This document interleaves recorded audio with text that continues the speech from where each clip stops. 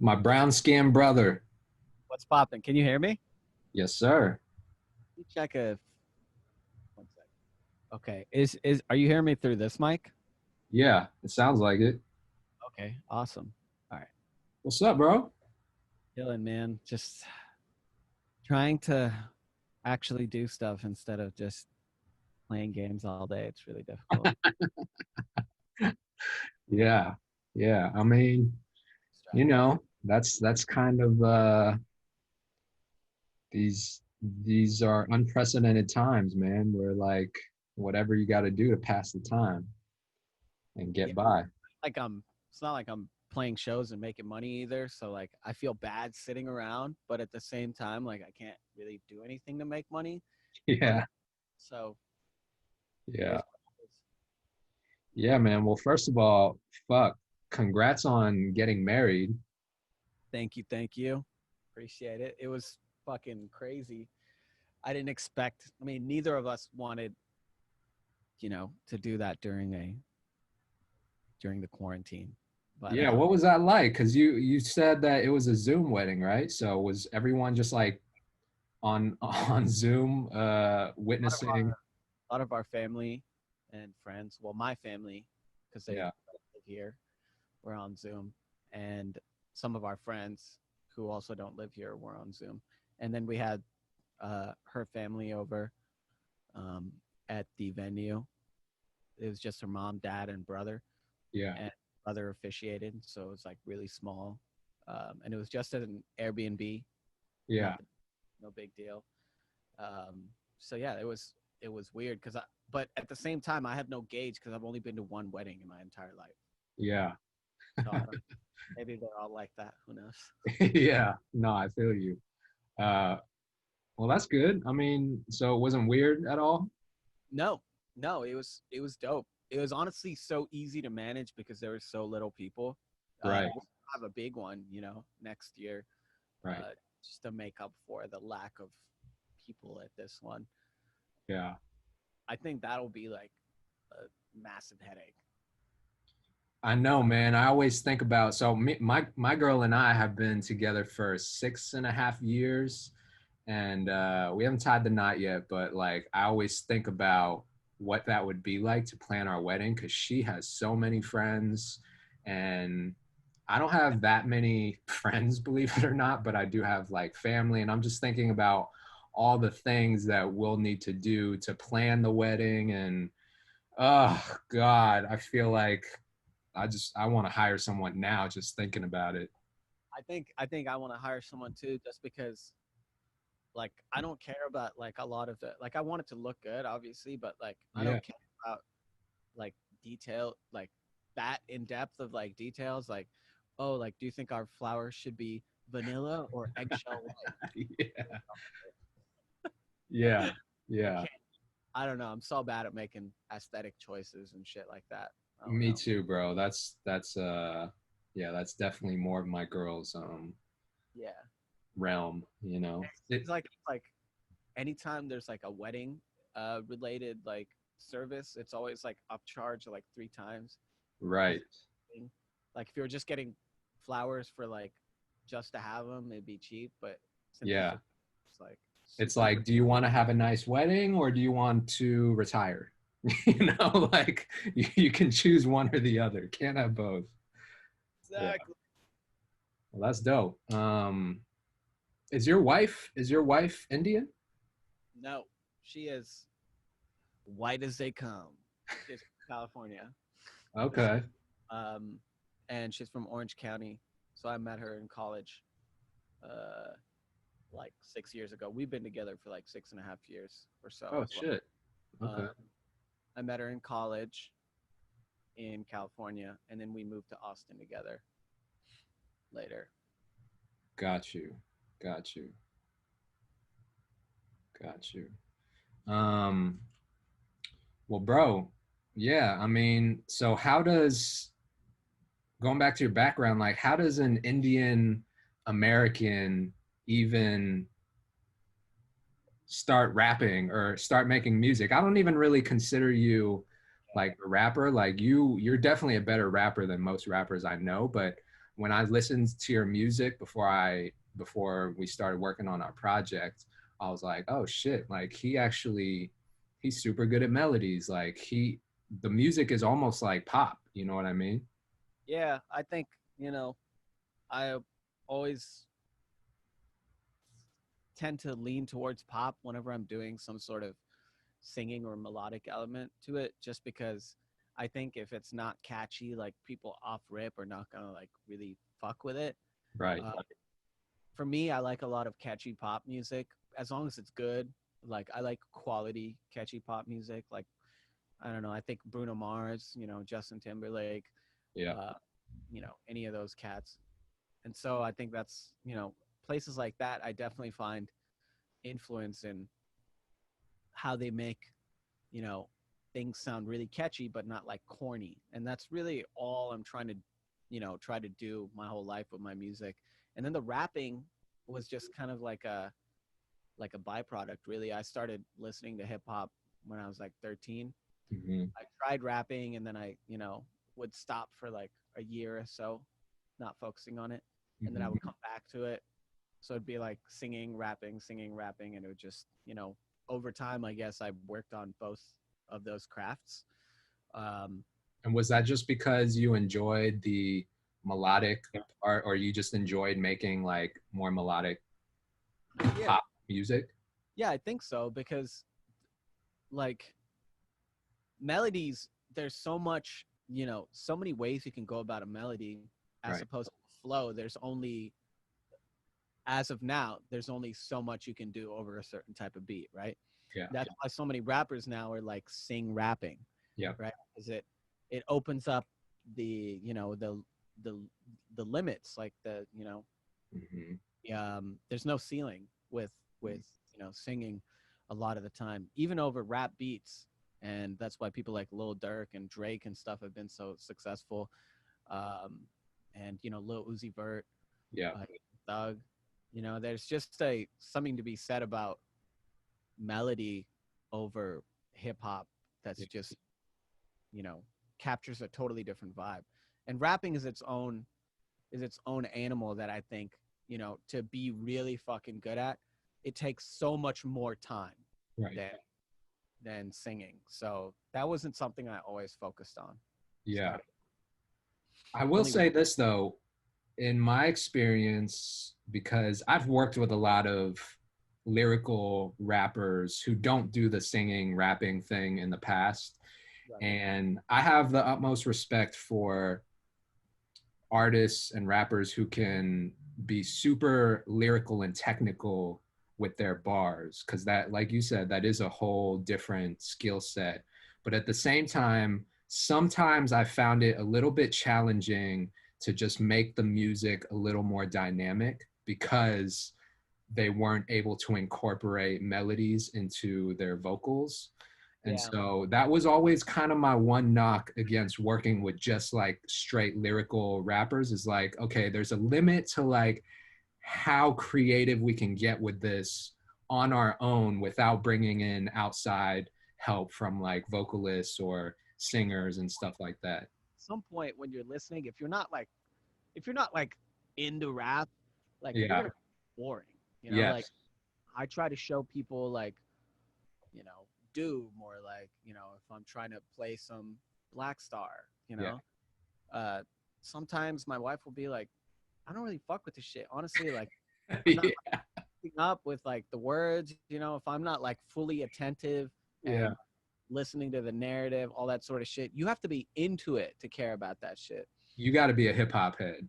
Yeah, exactly. And that's where the divide is really, because there's all these people saying like, you know, this real hip hop, you know, whatever, like old heads saying like that shit's not real hip hop, like, you know, who can really rap or whatever. But like no one really like cares that much. You Yeah. know, like it's if it's catchy to you in the moment, and that's why people look for punchlines and melodies and stuff like that.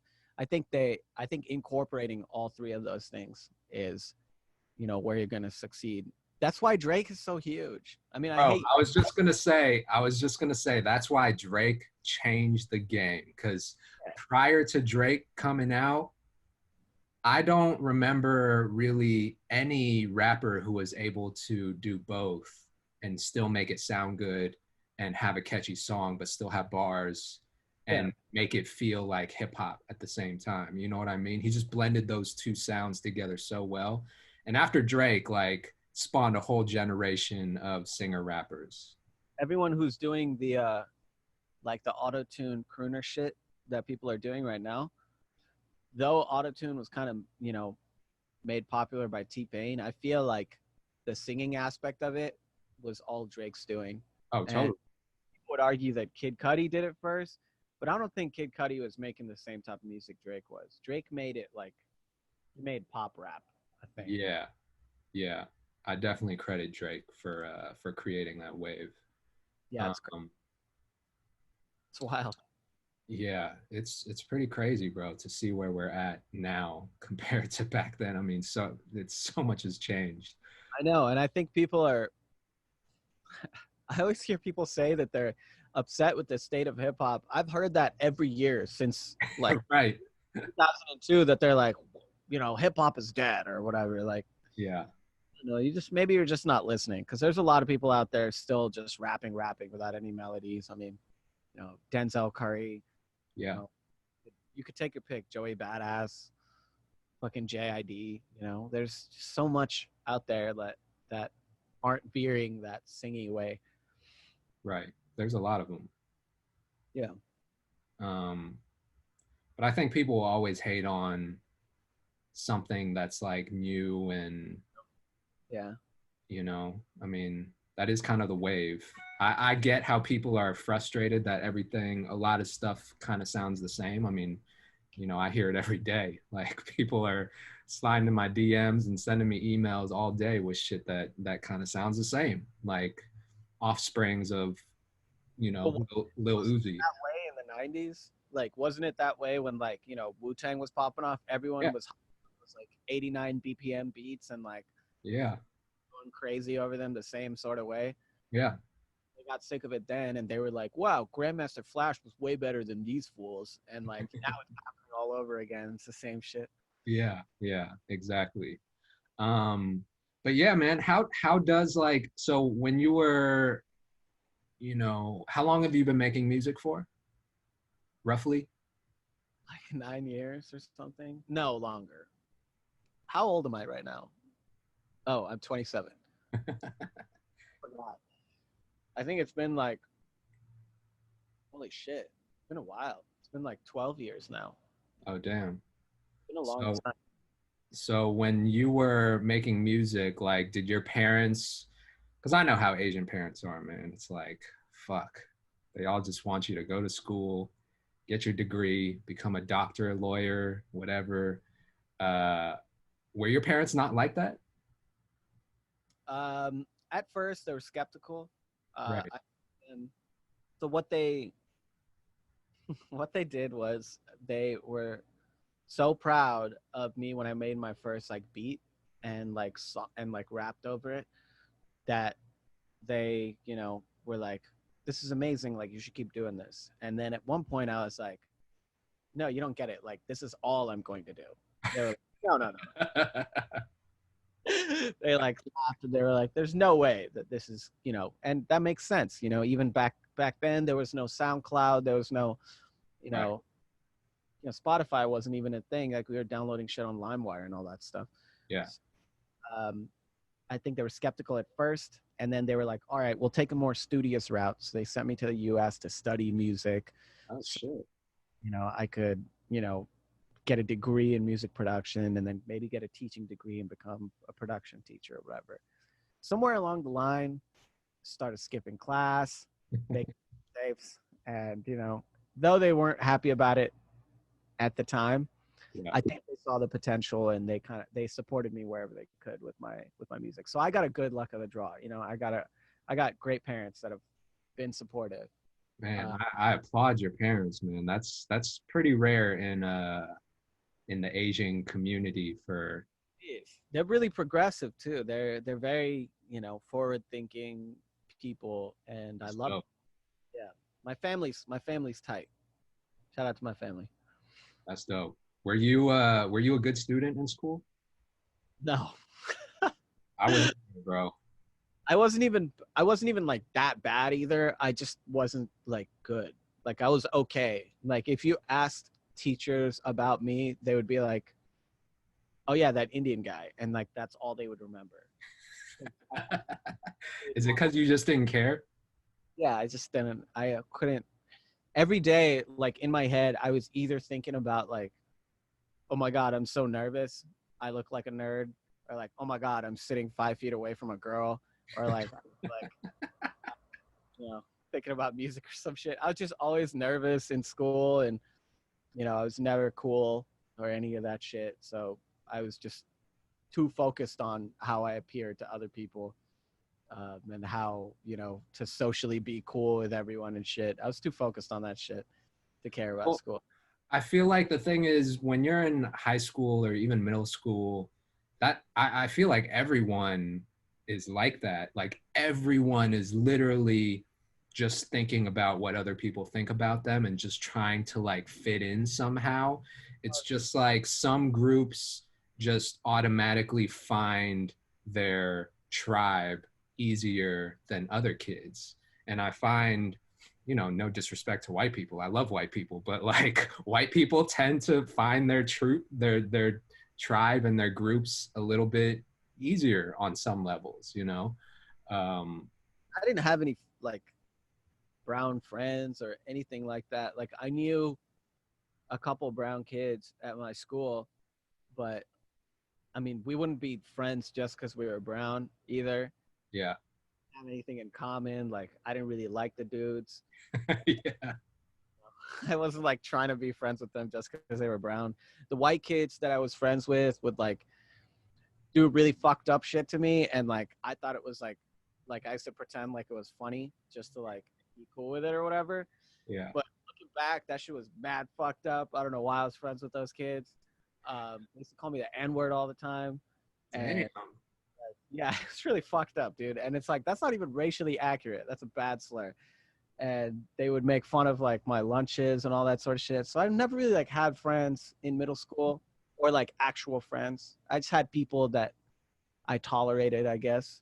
Yeah, I was kind of the same way. I had friends in like many different circles and groups, but I kind of just um literally I was like Kato the Nomad, man. I just kind of like wandered in between, Circles. yeah, in between different groups and circles, and I was kind of cool with everyone. But did you go through different phases like in high school, like different looks, different ideologies and shit? I was like, so we had uniform, which was limited my, fashion sense or whatever. Yeah. Never had one. Um, but I had super long hair. I got to send you a picture of this. You can super, No shit. it's really embarrassing. Super long. And I was kind of like a dick to everyone. And I was like, at the time, like really atheist for some reason, like very atheist, like more than I don't really care about religion. Like I'm not religious or whatever. But like at the time, I was like, fuck religion. And I was like really a dick about it. So no one really liked me. Had really long hair. That's what I was. Damn, fucking high school Abby sound like an asshole, man. I wasn't very nice, bro. Uh, Damn. but I think I was upset at like the world at that time for like zero reason. You know how teenagers get angsty? Yeah. That was me at my peak, like angst level. I was still making music and like trying to do stuff musically. A lot. I was more focused on my music in high school than ever before. I was like just sitting at home and you know getting on my grind and all that shit. Right. Do you follow any of the people? Are you still in touch with any of the people that you went to high school with and like see what kind of lives they're living now versus what you're doing? Some of them, yeah, like two or three of them, and those are there were some good people in high school, Yeah. some really nice people that I was friends with, and they were really cool about everything. It seems like they're having a great time, and a lot of my friends are from back in the day are living very regular normal lives, and they seem fucking stoked about it. Yeah. Uh, which is fucking dope. At the time, I think, you know, previously, I used to be really salty about people who had, you know, doubted my ability to, rap or be a musician. I think I'm coming to accept that maybe their doubts were true because I was really lame back then and not very good at rapping. Right. So I'm cool with, I'm at peace with everyone. You don't From hold it against them. I don't hold no grudges anymore. It was, it was an experience being in high school. So uh, bless up to all those people. Yeah, high school was weird, man. High school was In a Rage Against the Machine cover band. you were? Holy shit. I would love to hear that. Yeah, that was my favorite band for a while. Did you Uh, guys ever record anything? yeah, we did. Yeah. Whew, I have some rough stuff to show you. Yeah. Damn. Yeah, I was definitely in a band in high school. I was the drummer though. No But way. Play yeah, drums? I played drums. Yeah, that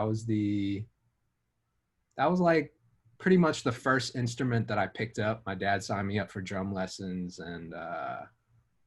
and so I was in percussion in like concert band, high school concert band, and then I started like a rock band with three of my high school friends, and I remember we'd just be like rehearsing, and we'd throw like little house parties for our group of friends, and just like be The main music? the main all the music was just provided by us. And so Cover any songs or anything? um yeah, shit, I'm trying to remember what songs we actually made. A lot of original music. That's dope. You were doing it up back then. Yeah, it wasn't good, but That's how it all starts. we tried. Yeah. But yeah, I'm sure we did some Rage Against the Machine covers and maybe like some Deftones. I love those days. I loved like being in a band. It's a cool feeling. I miss it, bro. Yeah, I miss it too. It's a different vibe from us being stuck in, our studios all day, like cooped up. Having other people just bouncing ideas off, like being in a room is crazy. I know. I know. It must be hard though to be in a band with like other opinions, and because at the same time, when it's really good, I'm sure it's fun and it's a blast. But then when y'all butt heads or have difference of creative opinion, I'm sure it's really hard. Yeah, I think that's why a lot of bands have like established bands have like someone who takes the lead on those ideas. Right.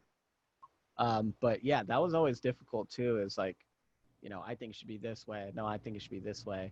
And I know a lot of bands who run into those issues like today, where Right. they get their heads together and you know agree on things. Yeah. So when did you start taking it more seriously and start putting it out there on platforms and online?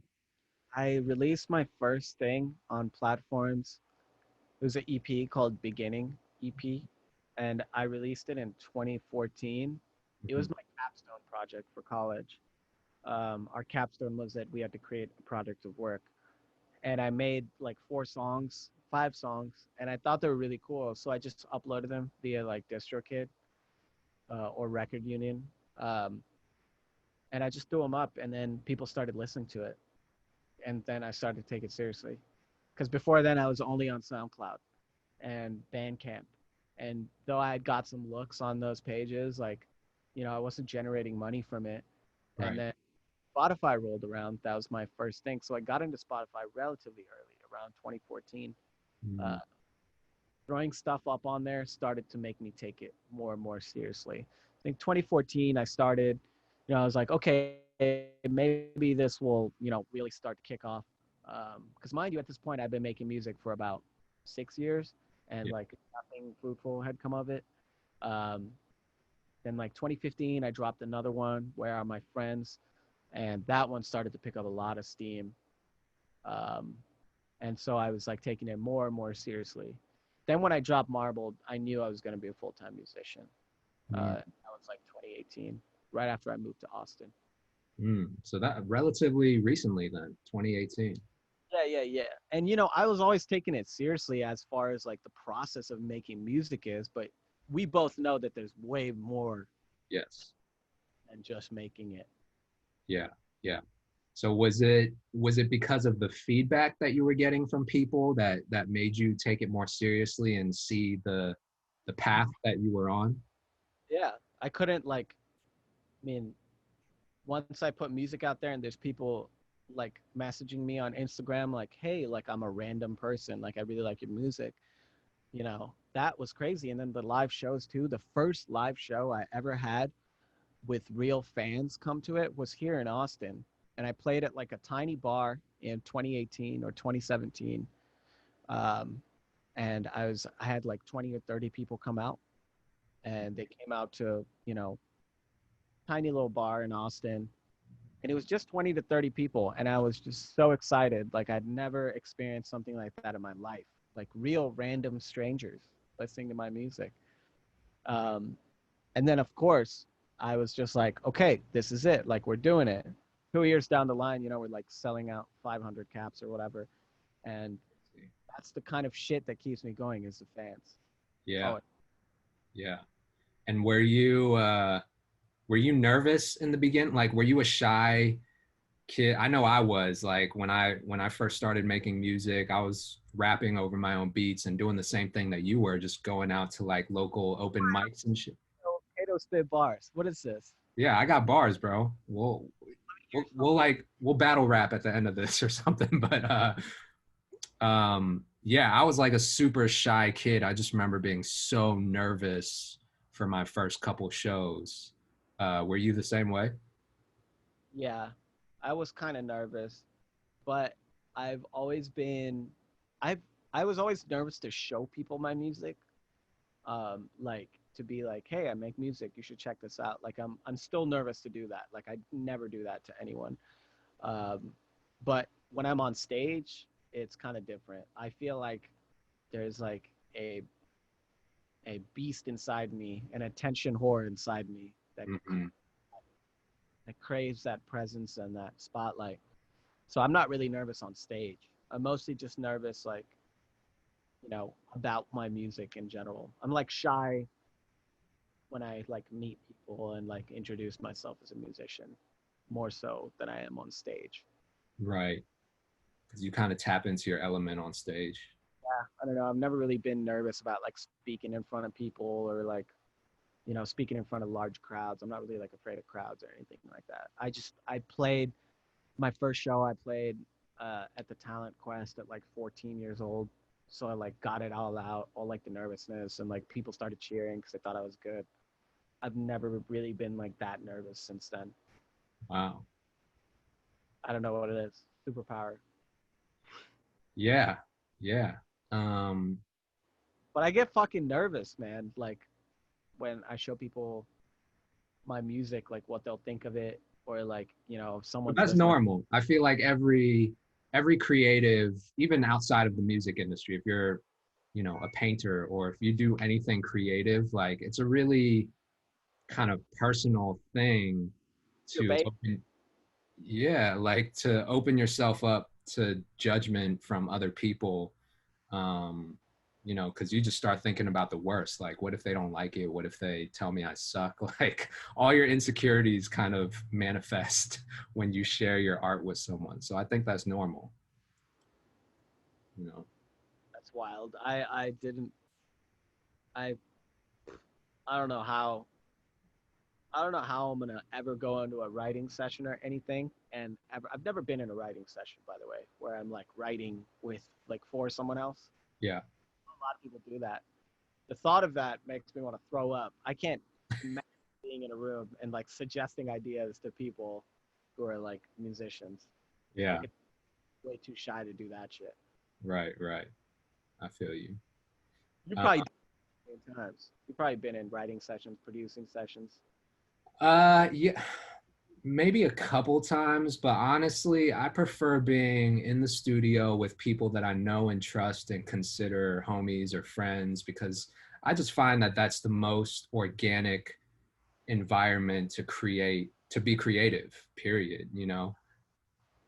Like to have that chemistry is like pretty crucial. It's so crucial, man. And it always makes for the best music too. So yeah, I'm a big vibe person. Like the vibe's gotta be right or else I'm just not gonna do it. I feel that. I am exactly on the same page. I Yeah, can't handle it. That's why most of the time I'm just in here by myself. exactly. Yeah.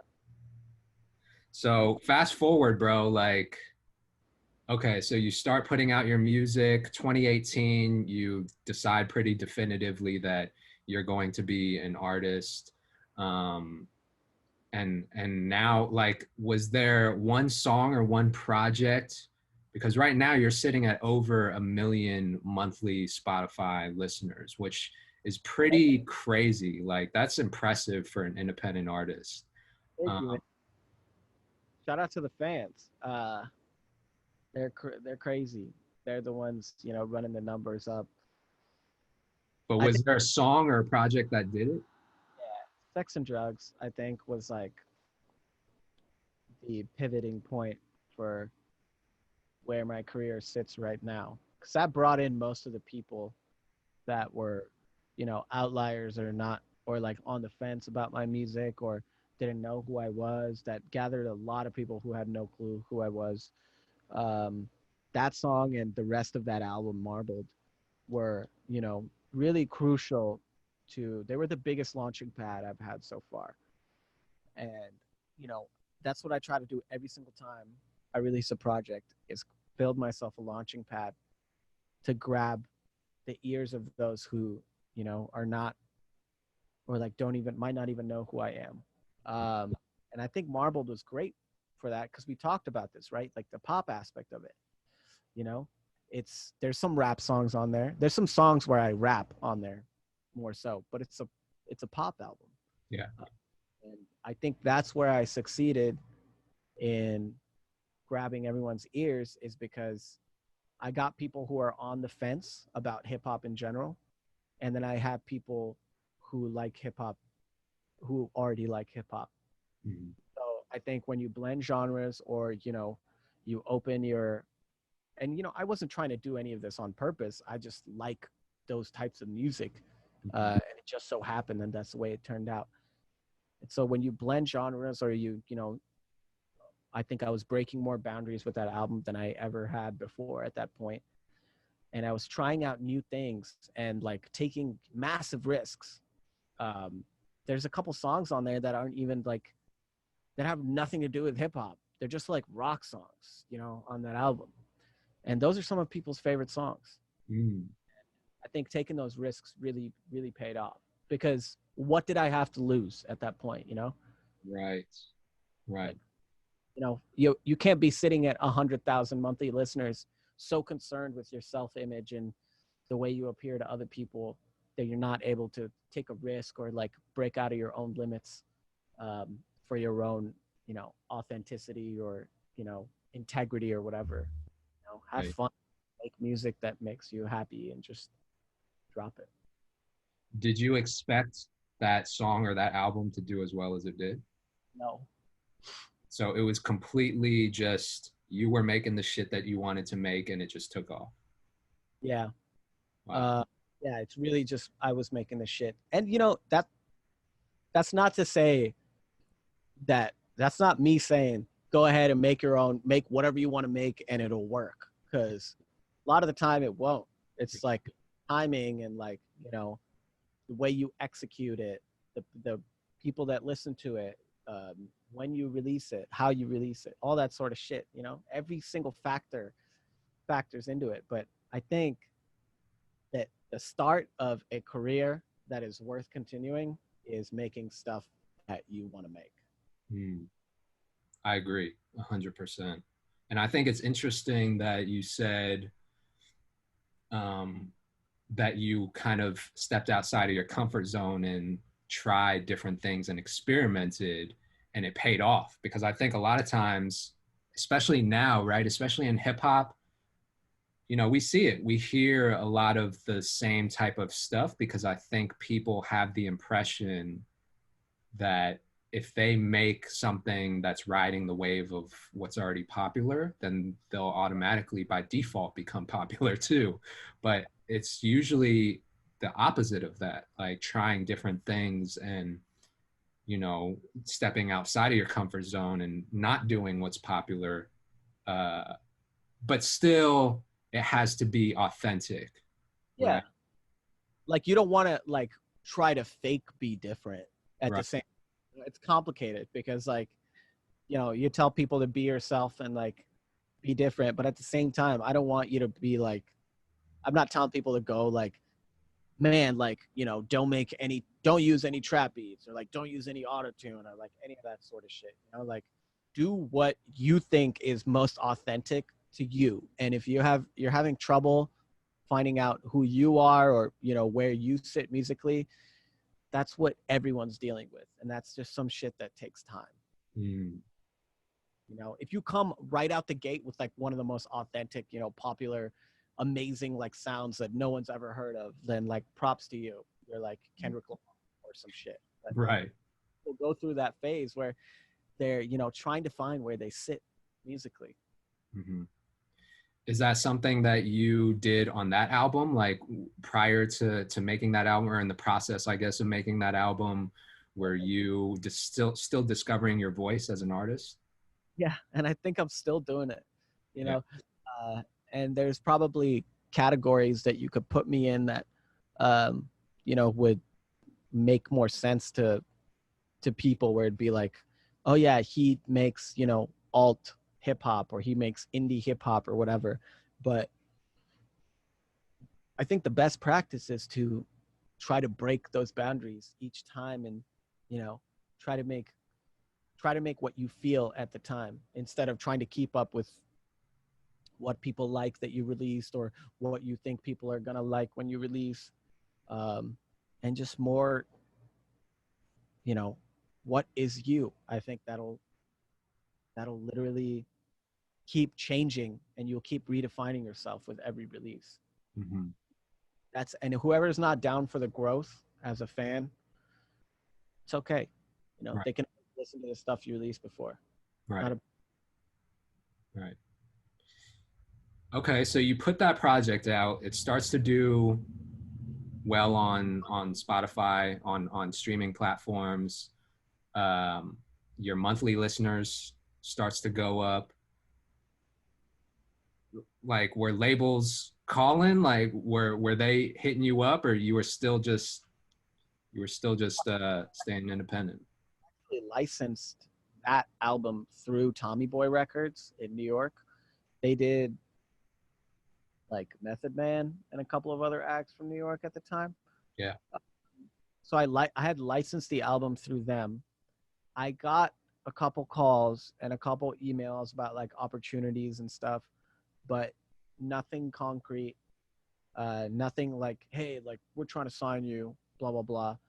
I think it's because at the time my social media game was so bad that I don't think anyone wanted anything to do with me. Yeah. And I know that, you know, you're literally like one of the best examples of how you should run your social media. And I wasn't doing any of the shit Yeah. that I was doing at the time. It was bad. Like it was bad. And I know that labels look for someone who's got the following on social media before the following on Spotify and stuff like that. Yeah. I mean, I think that's a part. It's weird, bro, because I feel like there are examples on both sides where labels will be interested in signing someone based off of their social media following or their streaming numbers, you know, or a combination of both. But It comes um, these days. yeah, yeah, I think so. Um, but was it like, were you never really interested in signing to a label anyway? No, not really. Unless it's for a, I mean, yeah, now I would say I am, but only in the sense. only in the condition that it's a large sum of money, um, like pretty large, like a sizable amount. I would be down.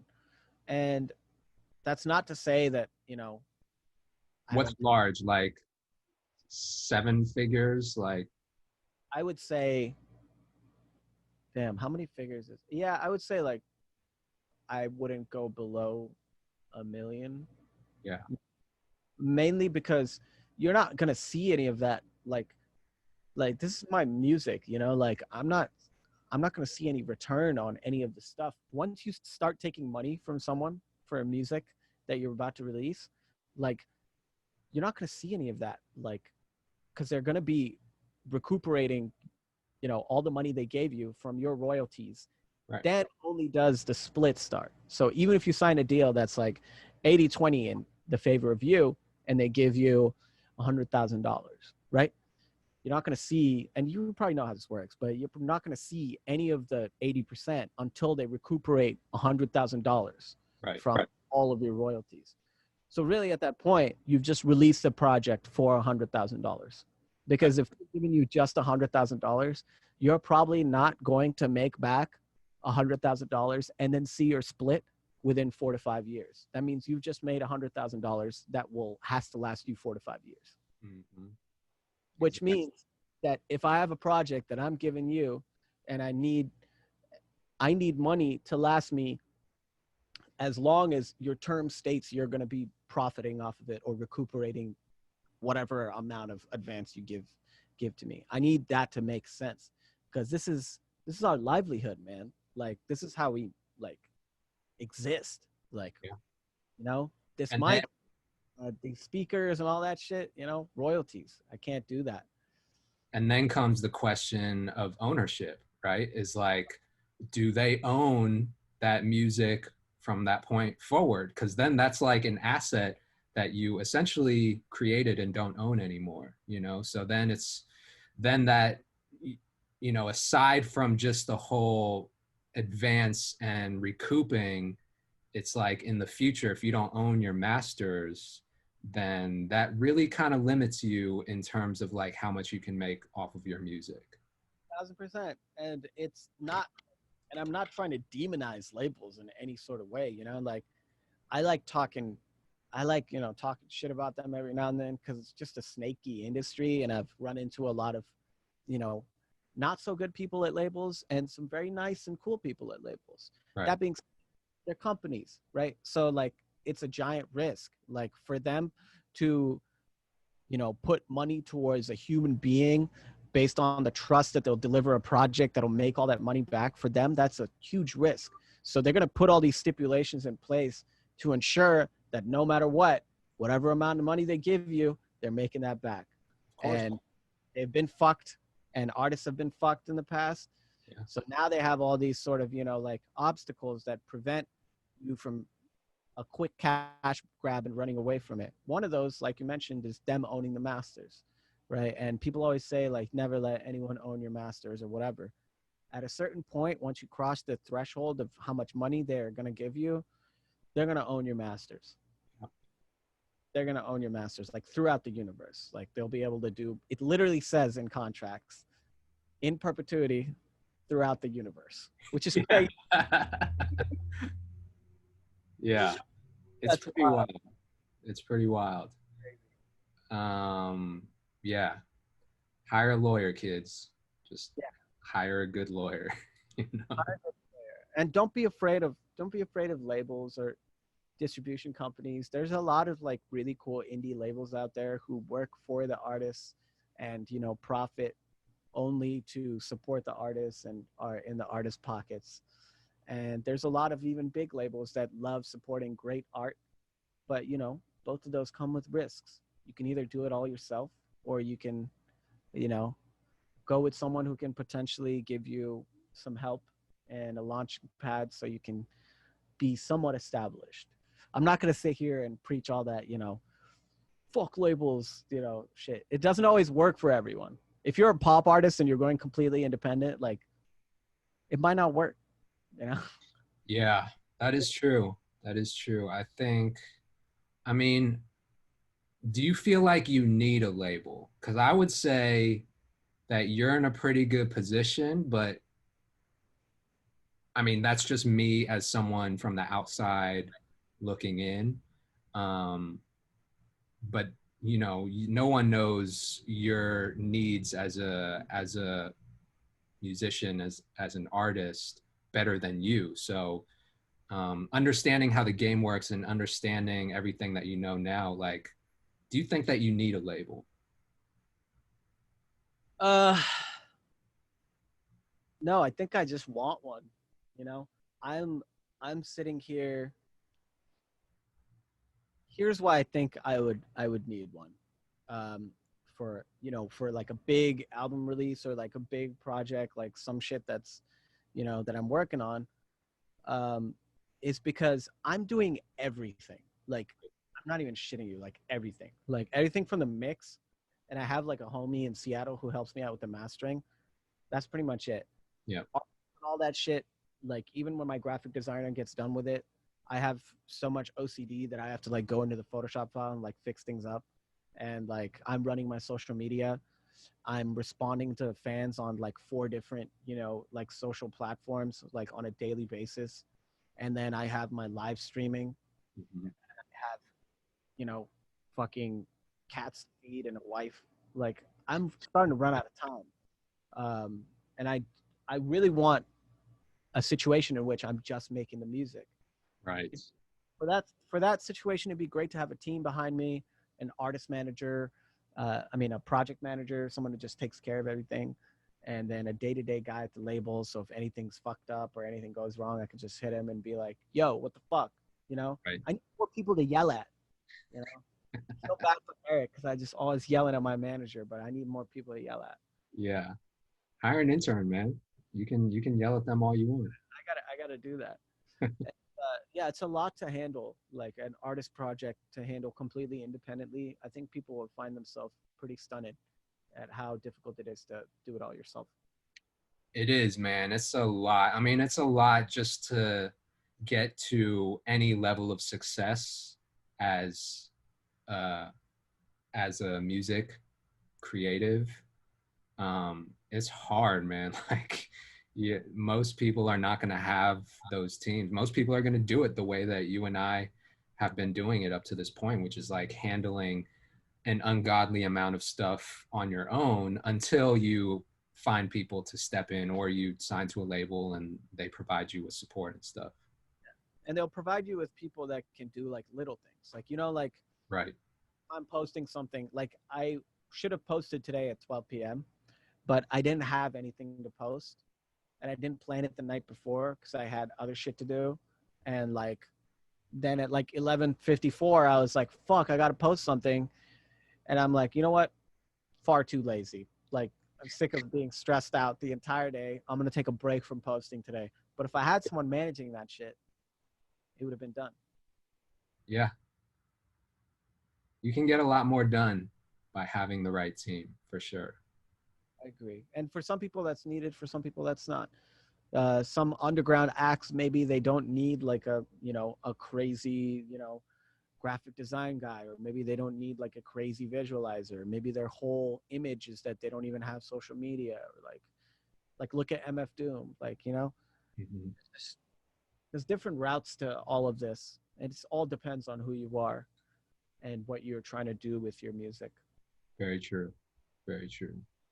Um, let's talk about your music a little bit, man, because you obviously are very good at combining bars and lyricism with taking a social and I guess a racial stance, if you want to describe it as that in your music. But talk about that, man. Like, what does that mean to you as an artist to be able to vocalize that and put that in your music? Hmm. That's a good question, but I really have to pee. Can I go do that and come back? Yeah, do your thing, bro. I'm back, baby. Welcome back after the break. Um, so your question was about like me rapping about. Yeah, like you're very good about combining bars and lyricism with talking about social issues and racial issues. Like what does that personally mean to you? Um, that's a great question. Uh, I think I think a lot of like the need to speak about social things comes from my influences, listening to like Lupe Fiasco, Mos Def, and Talib Kweli, Mm, just inherently, or even old Kanye, just inherently makes me want to veer that way lyrically a lot of the time. Um, Other than that, about it being about being brown and like being brown in America and the importance of representing where I'm from and my culture is because there's not a lot of people doing it, and there's definitely not a lot of people doing it in the mainstream mm, and, or in the more popular side of things. There's Indian rappers who are in India rapping in Hindi or mm. Tamil, but in English, that pocket is not fully filled, except for maybe Nav. I know Heems from Das Racist was doing it for a little bit, It's true. but a lot of kids that come to my shows, a lot of brown kids that come to my shows, tell me that, you know, it's amazing to see someone that looks like them on stage rapping about what they go through. And I think that's what pushed me to be even more vocal about it on this project, is because of that specific reason that, you know, they feel exactly what I felt when I was growing up, except I didn't have anyone. Hmm. I didn't have shows I went to where I saw someone that looked like me on stage that was doing cool shit, or like rapping really well. And so that made it harder for me to accept that this is a place that I could be in, or a field that I could even be in. You know what I'm saying? Like there's no like not a lot of brown people in music. And so when I see one, I get really geeked and excited. Hmm. Right now I'm starting to see a lot of brown artists pop up, and it's not even like a racist thing or anything, but if a brown dude hits me up with like, yo, check out my music, really high chance I'm gonna check that over anyone else's. Just Mm. because I feel like they're unheard and underrepresented over a lot of other people. And I feel like I am one of the few people that could potentially change that. Yeah, it's interesting, bro. Why do you feel like there aren't more brown or Indian rappers? Because in almost in every other facet of entertainment, whether it's film, TV, even hell, like stand-up comedy, like Aziz Ansari is hilarious, and he's big. Why hasn't it translated to the music industry yet? Or because even Nav, like probably within the last what 6 months, people started hearing about Nav, maybe a year, but Yeah. there's really no Indian American uh, artists, period, that I can think of. Yeah. And I'm not even American. I'm just Indian. And that's even more rare. I don't know Yeah. why. I think the reason is because I think the reason is because there's not already many people there in the field doing that. Like it's almost like a weird like catch 22. Like when you go to a club and like everyone's on the side at the tables and no one's on the dance floor, Mhm. but like people would be on the dance floor if there was people on the dance floor. Yeah. That's like what that is. It's like if you're trying to go into music and you're an Indian guy or girl and like you're trying to be a singer or something, just the sheer lack of presence of representation for artists that are brown in the music industry would probably push you to veer away from that career path. Very true. Um, So you and think it just takes one to kind of open up the I think doors for?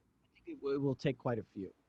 I think that I'm already weird to a lot of executives because I don't wear my skin tone as a gimmick, which I know they would they would love for that to be the case. Like if I was dressed in like traditional like South Indian clothing and like was, put myself near like, other Indian people and was like rapping in like outfits and like made it sort of like a gimmick, labels would love that because they'd be like, oh my God, look at this cool juxtaposition of this brown guy who's really brown, but like raps like he's really not brown, you know?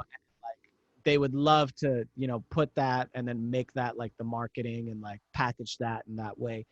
Right. And what's difficult for executives and marketing, people and people at labels to kind of wrap their heads around is that I'm is that brown people are very regular people and that, like I'm a brown guy who, listens to Beck and like, sits inside and like makes beats and like plays video games. And I'm not like, super IT driven or very studious or, any of these stereotypes or whatever. I think it's hard to promote a regular brown person, um, or even like, any Asian minority, like a regular Korean person or a regular, Thai person as someone who's like, you know, just a normal person that makes good music. It's just a weird package, you know.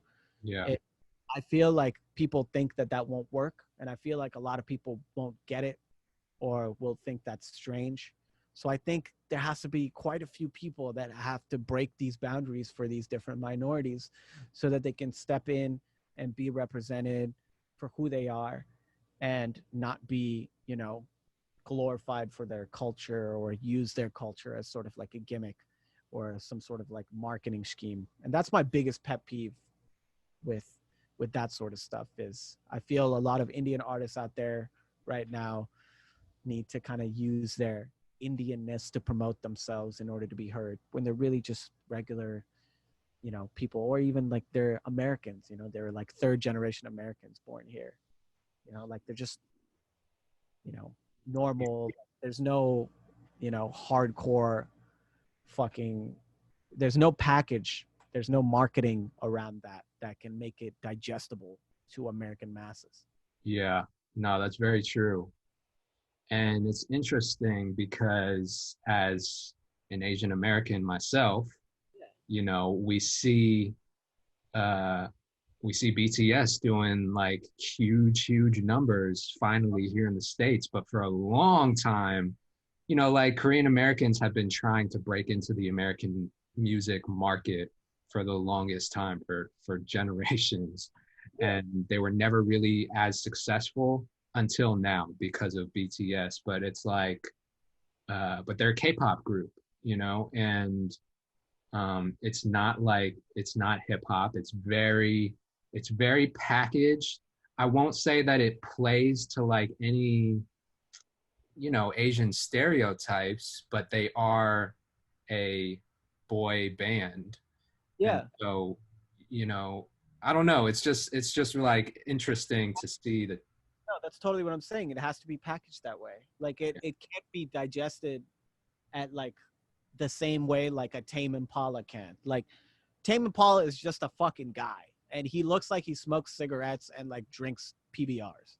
You Yeah. know, he's just a guy who has like a band, and they make really cool music, and that's all it is. And it's kind of trippy music. You could never in today's America just randomly do that with a minority group, and it would just be accepted, and labels would hop on it. Very true.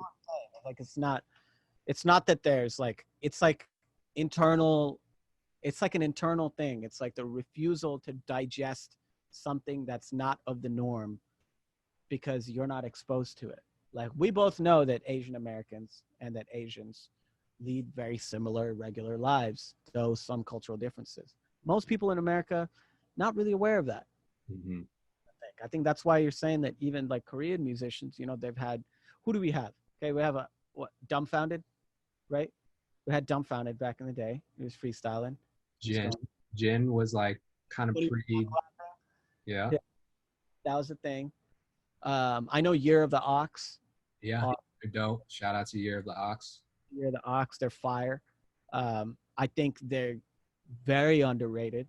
Jay Park, who ironically comes from kind of K-pop, but I believe he was born here in the States, and then he like moved to Korea, pursued the whole K-pop thing, blew up in Korea, and then came back after leaving the band, and then started making the music that he wanted to make. But now he's on Rock Nation. He has a really super super successful career, but he still hasn't like broken out on the level that I feel like someone like him deserves. Like he doesn't get the same level of shine, I feel like, because he's Asian American. Yeah, and I would say that's a true unchangeable sort of, obstacle right now. And I would hate for anyone, who watches this or who listens to me speak about this think that I'm pulling the race card and that's saying, oh, like, I just will never get there because I'm brown, or, people will never get there because they're a minority group or whatever. That's not true. Like, I've been waking up earlier and like trying to be the early bird for like 6.5 years now. And, I'm telling you in my experience that some things are just a lot harder when you're a minority as far as making music and trying to be, or in the creative field in general, trying to succeed on the front line, on the front end of it, not as a mix engineer, not as like a mastering engineer or like any of that shit, but as an artist on the front end of it, really when you're the face of your face, 1,000%. Yeah. Face. Yeah, man. It's fucked. Cool though. We're still doing it. We're still doing it, man. I mean, you're doing a lot better than a lot of independent artists that I know. So, your music is resonating for sure. In one of our songs titled Escape, and I guess it's safe to say now because when this comes out, people will know that we have a project coming. But in that song, you talk about an experience that you had,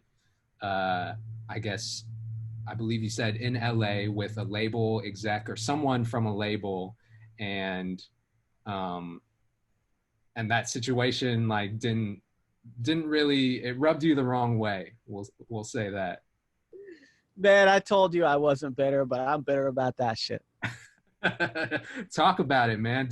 I mean, you don't have to give all the details if you don't want to, but like, I'm not trying to name names and like, Yeah, but what's the backstory behind that? Like, did they want to meet with you and you went out to go meet with them? And yeah, so we were in LA for a string of publishing meetings, and this was the biggest company that we were meeting with that week. Massive company, and you'll find out. You'll know who it is. It's a huge company. Everyone knows who they are. We'll go into their building. I'm probably as important as like the interns that work there, right? But these people deal with like huge artists. So I already know before we step in, I'm like, this is not going to work, because why would they work for, a lower level artist? They have big names and big, which is understandable. Yeah. We walk into the building, we get into the meeting, and the whole publishing process is usually you show them, the stuff you've been working on, all that stuff. And they're like, okay, so looking at your numbers, blah, blah, blah, like we can definitely, offer you a deal, whatever. So we go in there, and I introduce myself, and I actually don't even say my name. I'm just say, hey, what's up? Like, pleasure to meet you, blah, blah, blah. And my manager does the same thing. This chick turns around and asks us which one is Abhi. And my manager is white.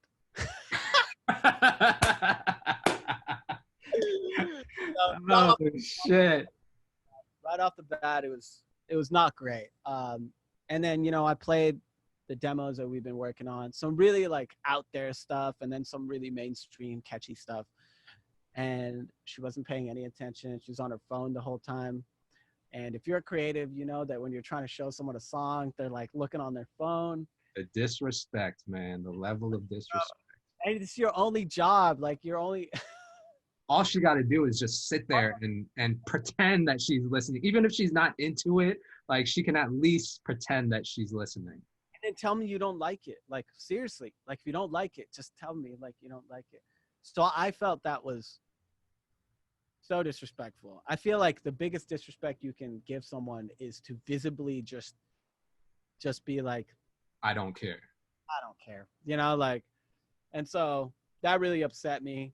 And then these other meetings we went to, everyone was super nice, very intuitive. Obviously, smaller companies, you know, more boutique companies that are, you know, really interested in where I'm at, you know, with my career and stuff. Right.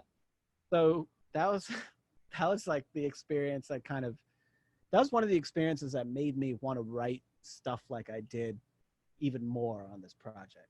Yeah. Because I know if I like come in there with some like yeah music and I was like white or some shit, they would be like, hell yeah, like, you know, I love this stuff or whatever. I think they were like looking for some very poppy stuff for me because she had probably only heard Sex and Drugs, um, and was looking for that type of stuff. And they prefer a lot of their people to live in LA. You know, I just wasn't the right guy for it. Just wasn't the right guy for it. But you live and you learn. Now I'll never go back to that building. Yeah, facts. Yeah. Nah, that's crazy. Really crazy. I couldn't believe she didn't know which one was Abhi. That's really crazy. I mean, just from pure deductive reasoning. Yeah. I mean, hey, I'm sure there's a white guy out there somewhere named Abhi. Hey, And shout outs to you, man. Yeah. shout out to the white Abhi. If you exist, you're like the Bigfoot. Um, yeah, you're like Sasquatch out here. Uh, yeah, that's disrespectful, man. Fuck. I might have walked out. Yeah. And you know what? I didn't have a car. So I was like, fuck. If I Yeah, had a car, I would have just dipped, you know, grab right. my, you know, it's really disrespectful. I'm out. Bye bye. And just left. That would have been baller shit for me to do. That would have. But then because you didn't have a car, you would have been like standing outside waiting for the Uber, and then she would have passed by you again. Yeah. Yeah, Yeah. Had no clean exit strategy. yeah. But we're gonna Well, send her that song. you said what? We're gonna send her that song. I would love to. I would love for you to send her that song and just Just see her reaction.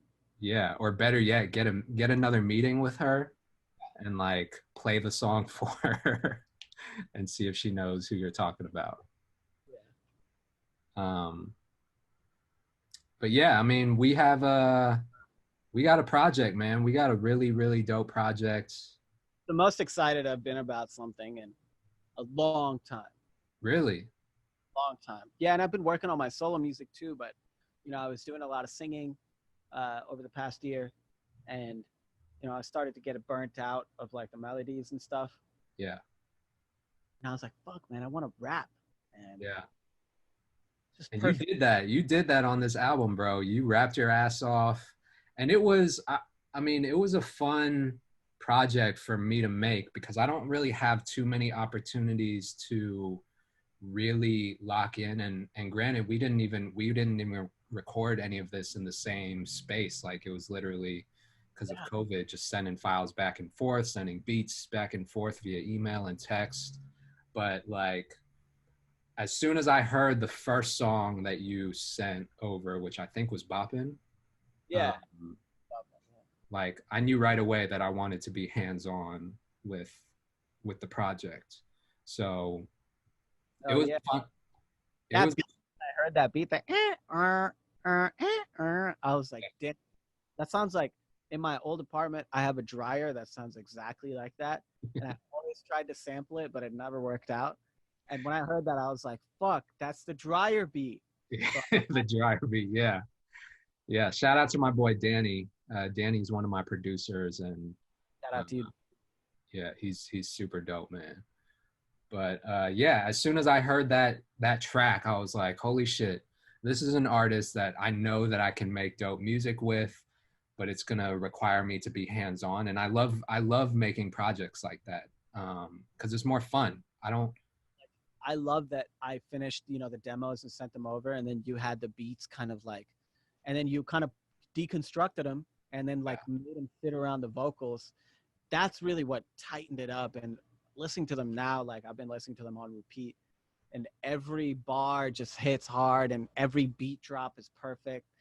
Oh, Well, love. it's easy. It makes my job as a producer easier when I'm working with a talented artist, especially an artist that's as versatile as you, where because of what you were doing vocally, there was a lot for me to move around and play with in the production, you know? Like if I was working with even if they were a super lyrical just like rapper, I don't think I would have had as much room to play with the production, but because you got bars, you can also do melodies and sing, plus you're talking like there's just so many different elements that I can draw inspiration from and build the production around.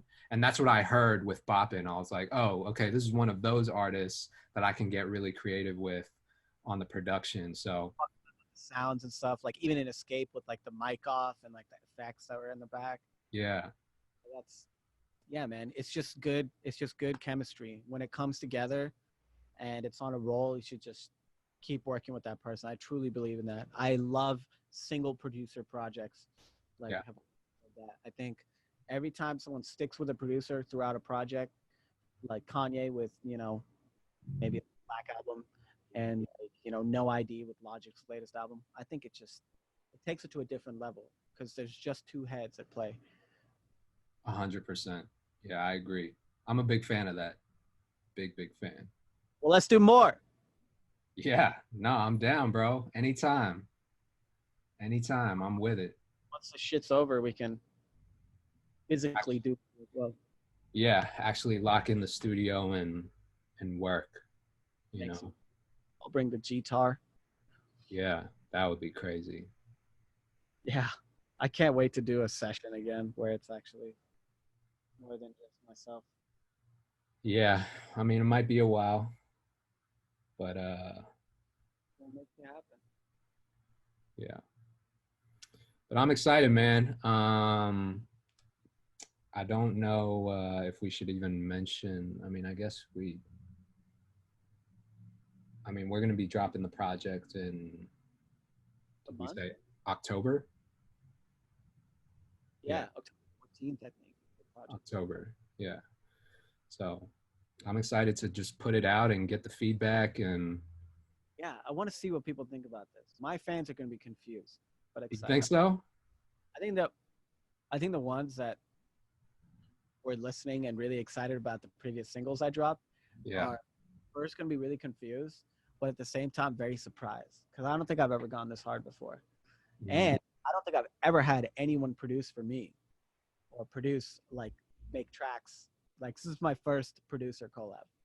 Really? Okay. So you usually just like get your beats from producers and do your own thing and No, I usually just make them all here. oh, wow. Done. So this is different for you then. Yeah, yeah, it's kind of crazy. Well, I hope your fans like it, man, because I know mine. I don't like to go into anything with like any sort of expectation. I just put the music out and whatever happens, happens. Hey, Yeah, but I think my fans will like it, man. I think they'll love it. yeah, if they liked all that shit you were dropping, like the locksmith shit and all that stuff, like shit's fucking crazy. I'm sure they'll like this, and I'm Yeah. sure my fans will like this too. They've been begging for me to like do more like rap stuff. Like at least a side of them have been like really excited about that stuff. Right. Right. Good shit, man. Well, yo, anything else you want to plug? Your socials, where can people find you? All that. Uh, Abhi the Nomad, ABHI. Just remember how to spell my first name, and then your life will be easy because I'm on the first Google page, baby. That's ABHI. The letters A and B and H and I right next to each other. I don't know how people fuck it up all the time, Yeah. but it happens. There Plug it my is. There it is. Abhi the Nomad. Bro, I appreciate you, man. Let's keep working and um yeah, I'm excited to put out all this content as well because I think we touched on some really dope topics. name. That's Um the longest I've talked to anyone about anything even remotely serious. I should start a podcast, man. Like, what am I doing? To start a podcast. Yeah. That was amazing. Yeah, shout out to you, man. You and your team are crushing it. Very excited to be a part of this. And say what up to Benton for me. Yeah, man. Well, we'll definitely touch base later on this week though. Yeah, Zer, I sent you a couple of the acapellas. I have some more. Okay. Perfect. I'm gonna start to work on those today and get them. I think Dakota said he would be back Wednesday, right? yeah, tomorrow. So we need Bye. we need to get those mastered ASAP. But yeah, bro, I'll keep you posted. All right, man. Appreciate you, bro. Amazing. Peace.